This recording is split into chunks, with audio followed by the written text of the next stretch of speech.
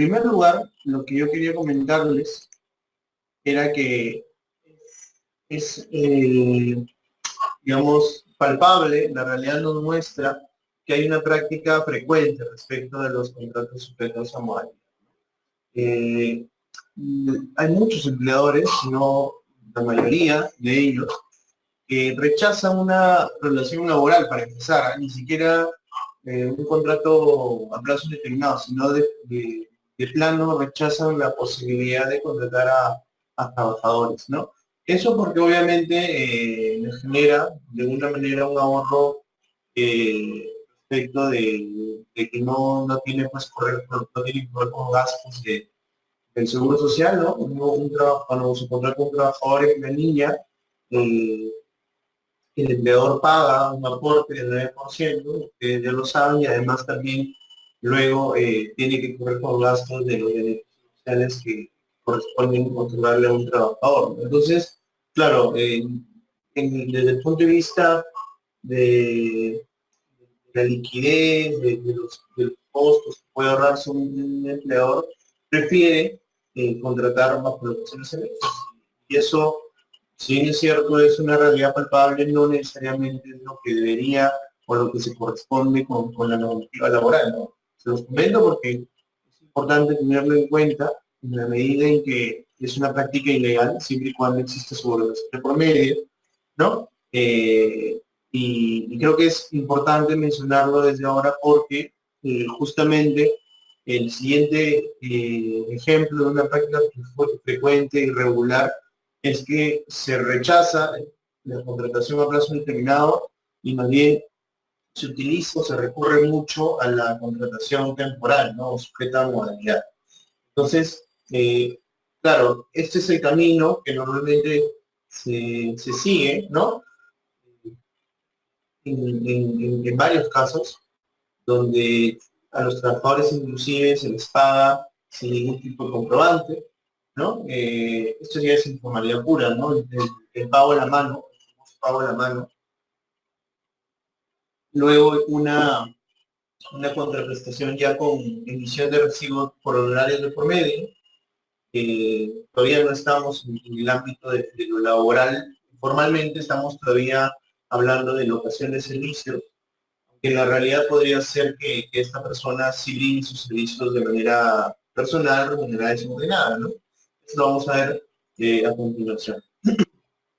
Luego ya de que tengo cierta confianza, ya te conozco, ya trabajas conmigo bastante tiempo, de relación por honorarios, recién ahí te contrato a plazo fijo, no ni siquiera a plazo determinado. Puede ser que te contrate a plazo fijo correctamente, ¿no? Si existe una causa objetiva, como vamos a ver un poco más adelante, ¿no? Temporal. Pero no necesariamente cuando esta no se da en la realidad, igual se recurre a la contratación a plazo sujeto a modalidad socio, incremento de actividad, y ahí se pueden utilizar diversas formas, ¿no? Sea de mercado, hora por servicio específico, etc. Y recién ahí, cuando ya estás en planilla con un contrato temporal, recién se procede, si vale la pena, una terminología, una, una forma de indicar que ya te tengo la suficiente confianza para que ya te vuelvas estable, ¿no? Ya tengas un trabajo a plazo indeterminado. Todo esto que hemos relatado, en la mayoría de los supuestos, es el camino que normalmente se da, pero que no necesariamente es el que se corresponde con la normativa laboral. Entonces, creo que es importante conocerlo para saber exactamente luego qué es lo que ciertamente el empleador tiene que tener en cuenta para proceder con una contratación laboral válida, ¿no? Entonces, visto esto, este panorama general corresponde ya entrar en materia, ¿no? Si, si eso es así, entonces lo que tendríamos que decir en primer lugar es que la regla en la contratación laboral en nuestro país y en el derecho comparado es la contratación a plazo indeterminado, el famoso contrato por el cual un trabajador desde un primer momento que es contratado es estable, ¿no? Y esto tiene relación con el hecho de que existe un principio del derecho al trabajo que justamente lo que, lo que la idea principal que lo sostiene es que el contrato de trabajo tiene la misma duración o debería tener la misma duración que tiene la mayor parte de la actividad empresarial, ¿no? La actividad empresarial normalmente, en la mayoría de casos, busca ser permanente, por lo que el desarrollo o el funcionamiento de la misma también debería tener la misma relación de temporalidad. Es decir, si un empresario, digamos, inicia un negocio y obviamente su ánimo no es que permanezca solo un tiempo en la mayoría de los casos, sino más bien lo contrario, tener una duración indefinida.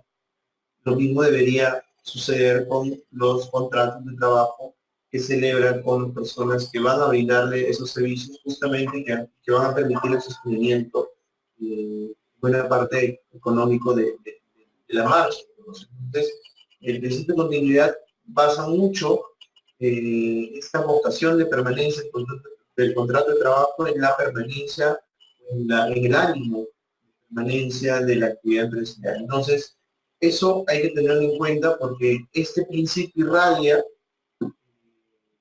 toda la lógica de la contratación laboral, ¿no? Tanto como lo dije en nuestro país como en el derecho comparado. Entonces, ¿esto qué significa? Que la preferencia del legislador respecto del contrato indefinido es más bien lo que en teoría debería plasmarse también en la contratación de los trabajadores. Ahora, esto, como les comentaba, no sucede mucho en la realidad. Más bien, requiere el empleador, si contrata laboralmente, es utilizar los contratos temporales porque, digamos, son más fáciles de resolverse, ¿no? Su duración va a depender de un plazo máximo o de una condición o de cumplimiento de una condición, lo cual en ciertos casos, la mayoría de ellos, no se condice con lo que pasa en la realidad.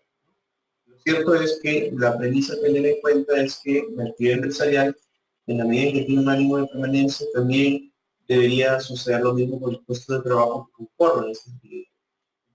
Por eso es que, en teoría, eso es lo que debería, o lo que trata de tutelar el ordenamiento jurídico peruano, ¿no? Entonces, en base a esta idea, la ley de productividad y competitividad laboral ha generado la famosa presunción legal de que ante la presencia de una prestación personal de servicios remunerados y subordinados, se presume la existencia de un contrato de trabajo a plazo indefinido. Una presunción que en realidad en rigor no es presunción, ¿no? Lo que tiene el artículo 4 es básicamente definir cuándo hay una relación laboral. Es decir, cuando hay una prestación personal remunerada y subordinada. La presunción sí tiene lógica en la medida o orientada a la modalidad del contrato. La presunción sí tiene lógica en el sentido de que cuando hay prestación personal de servicios remunerados o subordinados, se presume que hay un contrato de relación. Ahí sí hay una presunción. Entonces, esta presunción legal es lo que corresponde, debería tener también un contrato en. Bueno, esto seguramente ya lo conocen, cual hay que repasarlo, ¿no? Son los elementos esenciales de la relación laboral, prestación personal de servicio. Estos tres elementos, el más importante es el de la subordinación, que seguramente ya lo saben. La subordinación en realidad se manifiesta de diversas formas, ¿no? Hay algunos rasgos que, por ejemplo, la doctrina llama típicos, contar con materiales de trabajo otorgados por el empleador, no vamos a repasarlos también, pero lo que sí es cierto es que no debe caber duda para nada es que la subordinación se debe sustancialmente una prestación de servicios autónoma puede cubrir con un control de la prestación de servicios de una relación laboral, ¿no? Esa es la diferencia, porque entre ambos, todos, no hay prestación de servicios, pero en uno no hay este, corresponde celebrar un contrato de trabajo.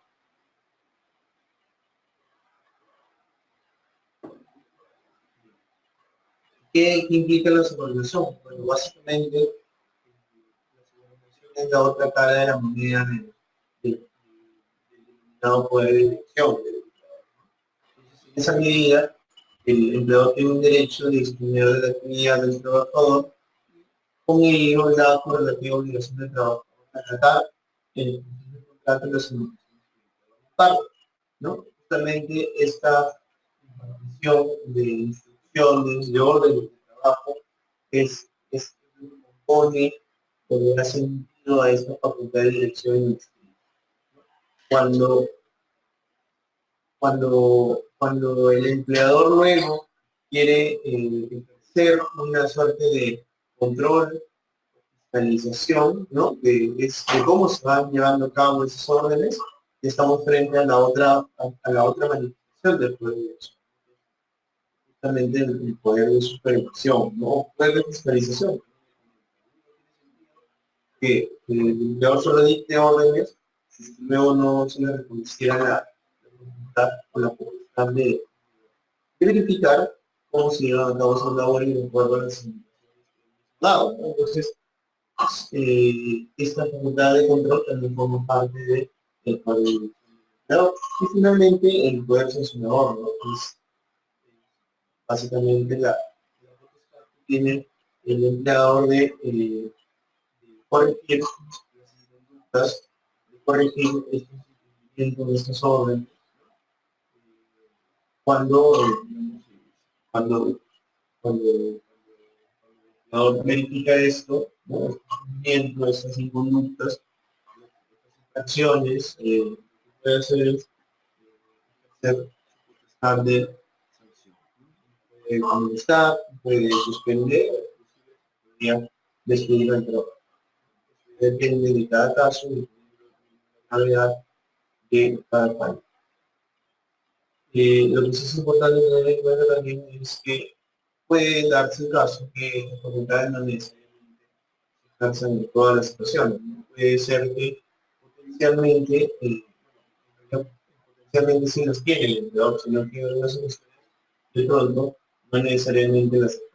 Pasa, por ejemplo, cuando el empleador decide, ya ante la verificación de una falta, decide condonarla, ¿no? Decide perdonarla, decide no iniciar un procedimiento disciplinario y, bueno, deja las cosas ahí, digamos, sin ejercer efectivamente ese poder. Por ejemplo, claro, donde, aunque no se ejerció efectivamente ese poder, sí potencialmente pudo haber.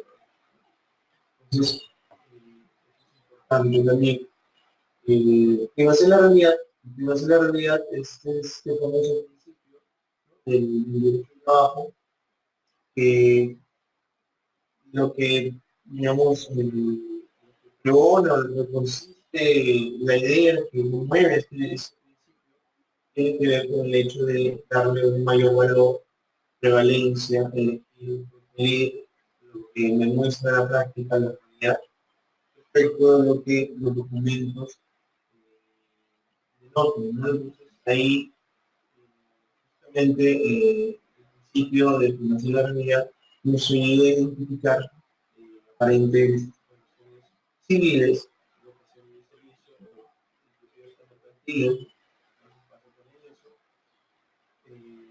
a fin de verificar que en los hechos realmente lo que está sucediendo es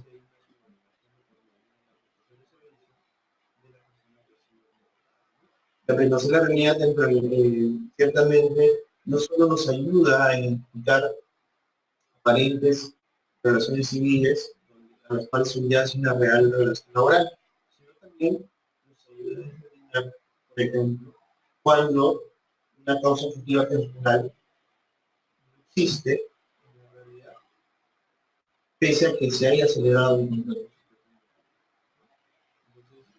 Y en realidad también para otras cosas, ¿no? A identificar si un trabajador de confianza quien se le ha catalogado como tal, y el resto, ¿no? Que los trabajadores de confianza pues, cumplen ciertas funciones especiales, están en contacto directo con el empleador, le ayudan a tomar decisiones, pueden elaborar informes, que le ayudan justamente a tomar decisiones sobre el futuro de la empresa. Entonces, esas funciones no las desempeñan. ¿Qué sucede en algunos casos? El empleador, bajo la idea de no pagar, por ejemplo, horas extras, ¿no? De no respetar la jornada máxima de los trabajadores, comienza de manera irregular a designar a varios trabajadores ordinarios como trabajadores de confianza cuando en realidad no son. Ahí también este principio nos ayuda a identificar esas formales relaciones para la subcontratación, también nos ayuda a identificar las especializaciones irregulares, ¿no? En el ámbito de la identificación de una relación laboral, por ejemplo, identificar el supuesto locador, ¿no? Está recibiendo órdenes, se le están modificando sus funciones, se le supervisa su trabajo, ¿no? No debería, no pasar, ¿no? Todo. Hay pagos fijos y periódicos,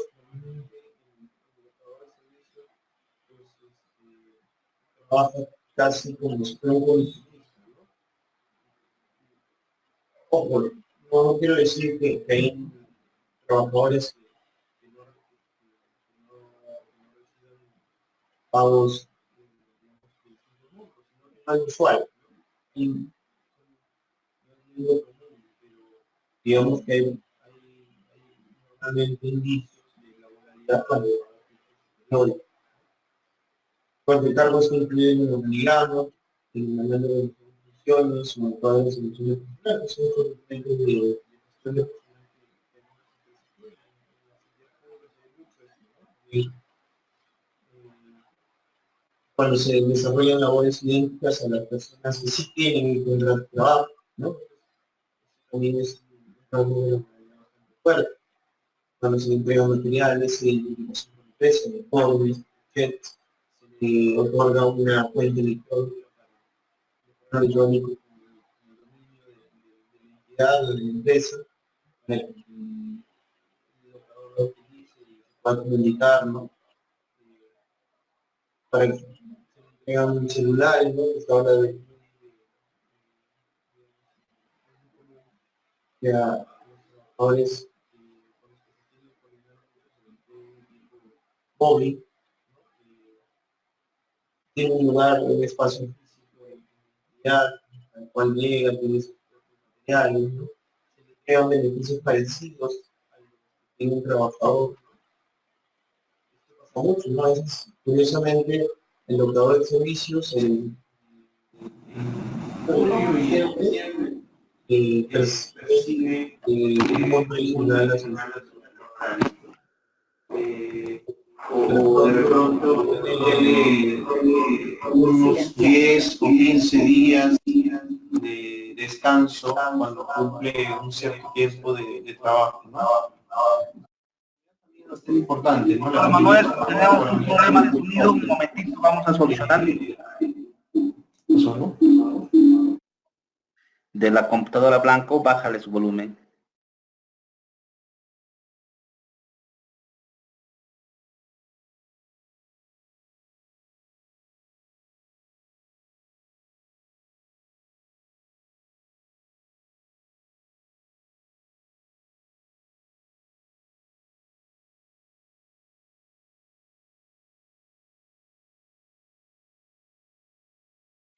Doctor Manuel, ¿me escucha? La continuidad también les decía, es un rasgo de laboralidad bastante importante. Normalmente los locadores de servicios no prestan un servicio permanente, ¿no? Y la exclusividad, por ejemplo, también, ¿no? Es un tema bastante fuerte respecto o que nos ayuda a analizar si es que realmente una persona tiene un vínculo laboral o no, ¿no? Los locadores normalmente tienen varios clientes, ¿no? Brindan servicios en simultáneo a varias empresas, a varias entidades. No lo hacen normalmente de manera exclusiva, ¿no? Eso es importante. El mismo cargo, ¿no? El tipo de funciones que desarrolla dependiendo del establecimiento, de la entidad a la cual brinda los servicios, ¿no? Eso también es un rasgo de laboralidad interesante. Ahora, todos estos normalmente se dan en conjunto. Es muy raro que uno de ellos o que varios de ellos estén dispersos y que no se den en un caso. Por eso es digamos, cuando se verifican este tipo de situaciones irregulares, se encuentran varios de estos. No son los únicos, hay algunos más, ¿no? Va a depender de cada caso. Por ejemplo, en alguna oportunidad yo tuve tuve un caso en el cual, por ejemplo, la persona que estaba demandando, en un caso en el que la persona que estaba demandando no tenía pagos fijos y periódicos, era una comisionista, ¿no? No tenía tampoco un horario determinado, ¿no? Pero digamos, la labor que brindaba, esta era una persona que ofrecía seguros de salud para una clínica, ¿no? La clínica ofrecía seguro de salud a través de ciertas personas. Digamos, ese carro en sí mismo, además de otros indicios, porque tenían photochecks, les daban uniformes, les daban órdenes, tenía una cuenta de correo electrónico con el dominio de la empresa, las invitaban a las reuniones de camaradería, ¿no? Para la fiesta, para la Navidad invitaban a los hijos. Entonces, todas esas cuestiones más bien daban a entender de que así no haya un pago fijo periódico o un horario, si hubiera un vínculo laboral, ¿no? Entonces, cada situación es distinta, ¿no? Lo que sí existe normalmente es mucha creatividad, ¿no? Por parte de los empleadores para tratar de disfrazar estas supuestas relaciones autónomas, pero finalmente la realidad nos ayuda a identificar a partir de este principio que digamos, sí hay una subordinación de por medio, ¿no? Eso en muchos casos se evidencia con otros indicios que de pronto no son normalmente los típicos, ¿no? Bien.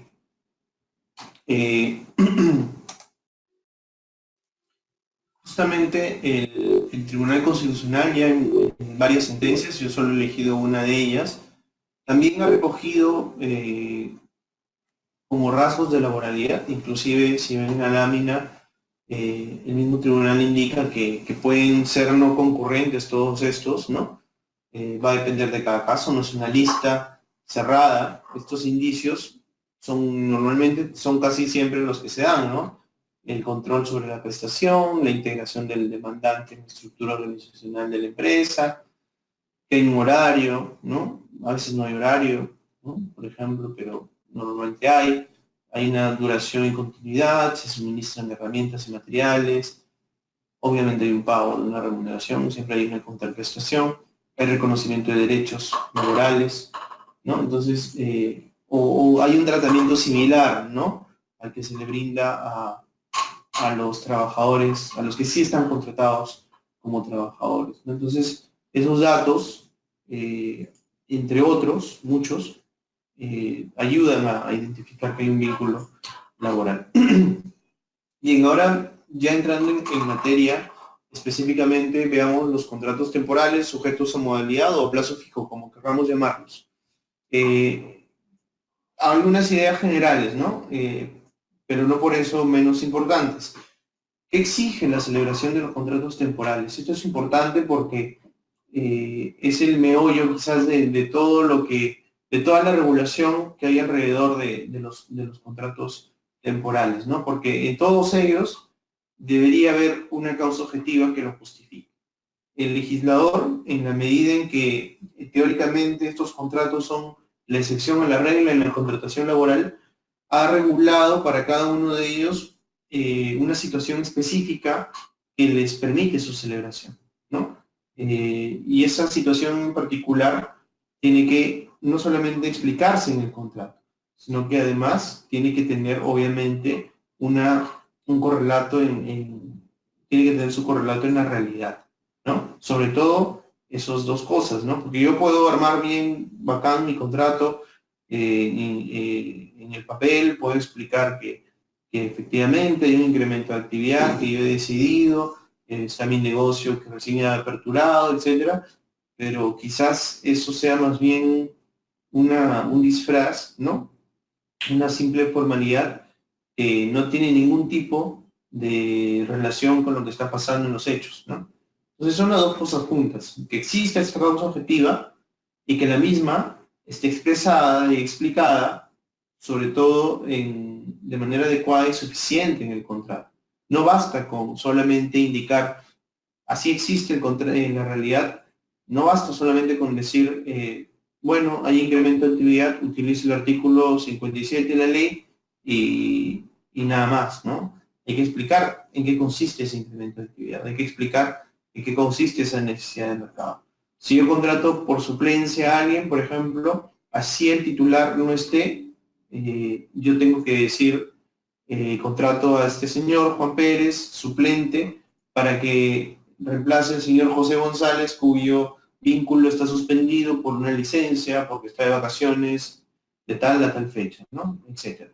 Eso hay que explicarlo con el detalle suficiente para que el contrato luego no sea cuestionado, ¿no?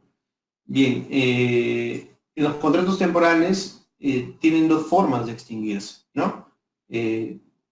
Digamos, dos formas genuinas, ¿no? Las otras ya podrían ser por otros temas, porque hay un despido, porque hay un mutuo acuerdo para resolverlo, pero, digamos, por la misma naturaleza que tienen los contratos temporales, tiene dos formas de extinguirse.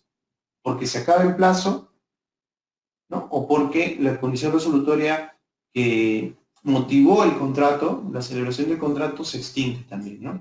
El caso típico de la condición resolutoria es el de la suplencia, ¿no? Celebra un contrato de suplencia para reemplazar a un titular y este titular luego regresa, ¿no? La causa objetiva del contrato de suplencia es reemplazar a un trabajador titular. Si este regresa, obviamente, ya no tiene sentido que el contrato de suplencia siga vigente, ¿no? Entonces, ese contrato de suplencia tendría que extinguirse. Y hay algunos contratos que tienen plazos, ¿no? Y vamos a ver cuáles son. Cuando este se cumple, también pues el contrato se extingue. Otro requisito sustancial importante es la formalidad que tiene este contrato. Se celebra por escrito, de todas maneras, no hay forma de que exista un contrato sujeto a modalidad. Así existe la causa objetiva en los hechos, no existe un contrato que no sea por escrito. Si no hay un contrato por escrito, ese contrato se considera que es un contrato a plazo indeterminado y la copia de ese contrato se le entrega al trabajador. Lo curioso es que, quizás algunos no lo recuerden, pero lo curioso es que hasta diciembre del 2016, que fue la fecha en la que se emite un decreto legislativo, el 1246, estos contratos se registraban ante la Autoridad Administrativa de Trabajo.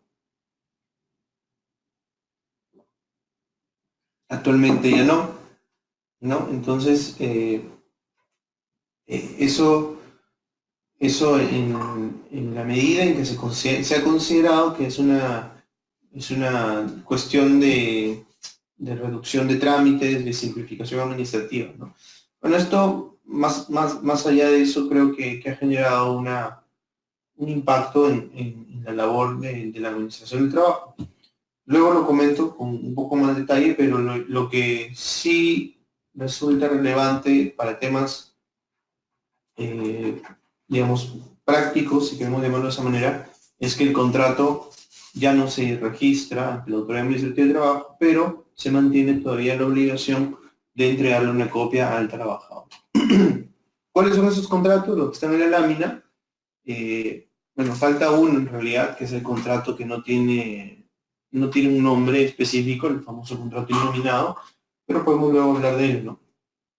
Hay tres tipos de contratos sujetos a modalidad: los que tienen naturaleza temporal, así lo ha denominado el legislador. En realidad no tienen, no sabemos muy bien por qué, de pronto por el plazo, pero eso digamos, temporal, porque hay un plazo establecido en la ley, no por otra cuestión.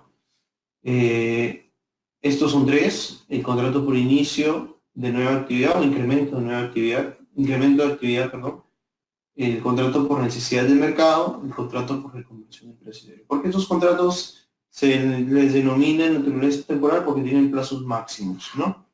El primero de ellos, como plazo máximo, tiene 3 años, el segundo tiene como plazo máximo 5 años y el tercero tiene como plazo máximo 2 años. Luego tenemos los contratos de naturaleza accidental, que son 3. El ocasional, que no se utiliza mucho en realidad, pero está en la legislación aún vigente. El contrato de suplencia, el de emergencia. Esos son los 3. Los 2 últimos, el de suplencia y de emergencia, sobre todo sujetos a condiciones resolutorias. Y ahí sí está palpable la temporalidad, ¿no? Por ejemplo, ahí, por ejemplo, la causa objetiva de la suplencia es reemplazar a una persona titular, a un trabajador titular, inicia para reemplazar y termina cuando ese reemplazo ya no tiene sentido, ¿no? Entonces, eso dura un tiempo, no va a ser indefinido, ¿no? En cambio, los contratos de naturaleza temporal, en realidad, ¿cómo mides tú que el inicio de actividad dura 3 años? Es algo, en realidad, que simplemente se explica porque el legislador, mediante en los años 90, decidió que sea así, y quizás desde un punto de vista de política, de legislativa, de fomento del empleo, pero no hay ninguna naturaleza temporal para ese tipo de contratos. Bueno, en los contratos de obra o servicio, que son 3, el legislador ha considerado que son los de contrato por obra o servicio, el contrato intermitente y el contrato de temporada. Estos 2 últimos, en realidad, si los analizamos bien, quizás entremos con más detalle más adelante, en realidad son contratos para actividades permanentes, pero discontinuos, ¿no? Es decir, la empresa cubre actividades que siempre va a necesitar, pero estas actividades al mismo tiempo se interrumpen y se reanudan otra vez. No deberían ser contratos de naturaleza temporal en rigor, pero el legislador también, bajo una lógica de, quizás, vuelvo a repetir, de fomento del empleo, de tratar de darle mayores facilidades al empleador, los ha colocado como contratos temporales. Bien, veamos uno por uno.